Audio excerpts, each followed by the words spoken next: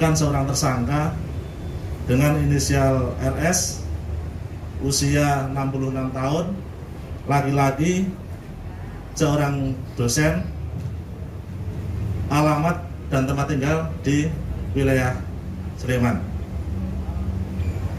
Kemudian sampai saat ini penyidik Polres Sleman telah melakukan penahanan terhadap pelaku.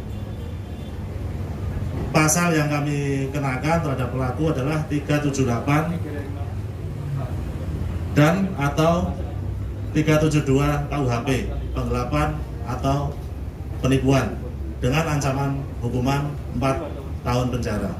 Ungkapan kasus tentang penipuan dan penggelapan, kejadian ini terjadi pada bulan September 2019 di Tambak Boyo, Ndero, Condong Catur, Depok Sleman,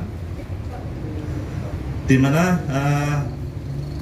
modus dalam kejadian ini adalah menyewakan tanah yang sebenarnya dia tidak punya alas hak untuk menyewakan tanah itu.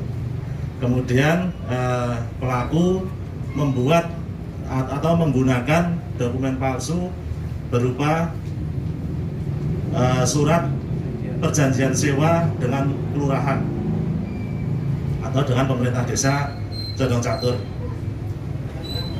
Peristiwa tersebut bermula pada bulan September 2019. Yang bersangkutan menawarkan sebidang tanah. Dia mengaku telah menyewa tanah kas desa dari pemerintah desa Condong Catur seluas 3.400 meter persegi. Kemudian ditawarkan untuk disewa kembali kepada korban seluas 300 meter persegi. Dalam dia menawarkan, seperti tadi saya sampaikan, dia menunjukkan bukti-bukti alas haknya bahwa dia sudah menyewa tanah tersebut dari desa Condong Catur. Namun setelah kami lakukan pemeriksaan, pihak desa menyatakan tidak pernah menyewakan tanah tersebut kepada pelaku.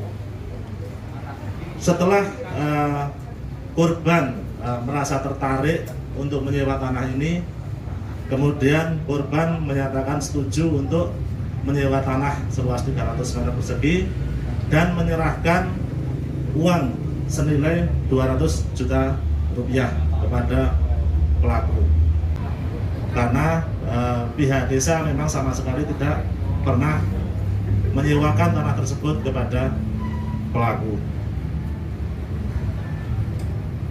Pelaku merupakan oknum dosen di salah satu perguruan tinggi di Yogyakarta.